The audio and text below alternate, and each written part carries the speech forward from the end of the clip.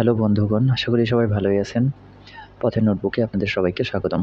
আমি পাবনা শহরের বিভিন্ন দর্শনীয় স্থান ঘুরে, ঘুরে আপনাদেরকে দেখানোর চেষ্টা করি। তো আজকে যেটা দেখানোর চেষ্টা করব সেটা আপনারা হয়তোবা ছবিতে দেখতে পাচ্ছেন। সুচিত্রা সেনের যে স্মৃতি বাসভবন আছে, সেটা আমি আপনাদেরকে আজকে দেখানোর চেষ্টা করব। এটা বাড়ির একদম মেইন গেট দিয়ে ঢোকার পরেই একটা ভিউ আপনাদেরকে দেখানোর চেষ্টা করতেছি। এটা হচ্ছে টিকিট।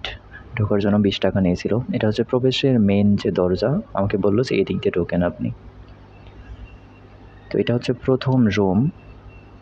প্রথম রুমের 4টি দেওয়াল আছে এখানে। তো এখানে কিছু আলমারি আছে। আলমারিতে ওনার কিছু বিশিষ্ট বই, ওনার সম্পর্কে যেসব বই ছাপানো হয়েছে সেসব বইয়ের সংগ্রহশালা এখানে। এখানে লেখা আছে ছবি বেষ্টনে হাত দেওয়া নিষেধ, আর কি হাত দিয়ে স্পর্শ করতে নিষেধ করা হচ্ছে। তো প্রথমে বলে রাখি, বাড়িতে মোট রুম আমার জানা মতে 9 থেকে 10টি রুম আছে এখানে। তো এই রুমগুলোর মধ্যে 3টা রুম মোটামুটি ডেকোরেট করা এরকম সাজানো। বাকি রুমগুলো এতটা অবহেলায় পড়ে আছে যে আপনারা দেখলেই বুঝবেন যে এটা আসলে কীরকম সংগ্রহশালা তৈরি করে রাখছে, মানে অনেক বেশি অবহেলিত অবস্থায় আছে। তো আপনারা ওনার বাসভবনটা দেখে থাকেন, আমি ততক্ষণে আপনাদেরকে সুচিত্রা সেন সম্পর্কে কিছু তথ্য দিই। সুচিত্রা সেন জন্মগ্রহণ করেন 6 এপ্রিল 1931 সালে। তার জন্মগত নাম ছিল রমা দাশগুপ্ত। তার বাবার নাম ছিল করুণাময় দাশগুপ্ত এবং তার মায়ের নাম ছিল ইন্দিরা দেবী। তার বাবা ছিলেন পাবনা পৌরসভার স্যানিটারি ইন্সপেক্টর এবং মা ছিলেন একজন হাউসওয়াইফ। এবং তার আরেকটা বিশেষ পরিচয় হলো তিনি ছিলেন কবি রজনীকান্ত সেনের নাতনি।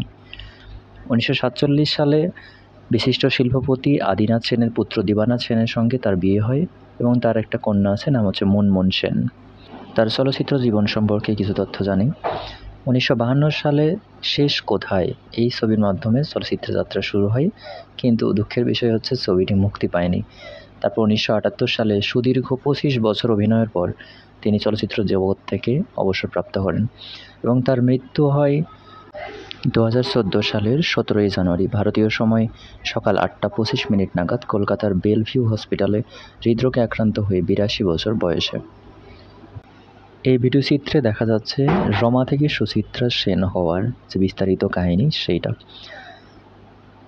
এখানে দেখা যাচ্ছে তার সারা জীবনে উনি কী সিনেমা করছেন।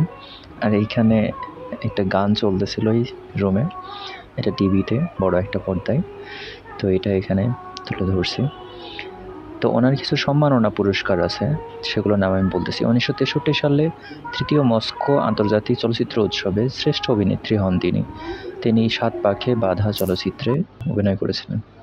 এছাড়াও 1966 সালে, 1972 সালে, 1976 সালে এবং 2012 সালে তিনি বিভিন্ন পুরস্কারে ভূষিত হন। এটা হচ্ছে ওনার বাসার বাইরে ওনার একটা চিত্র। ধন্যবাদ।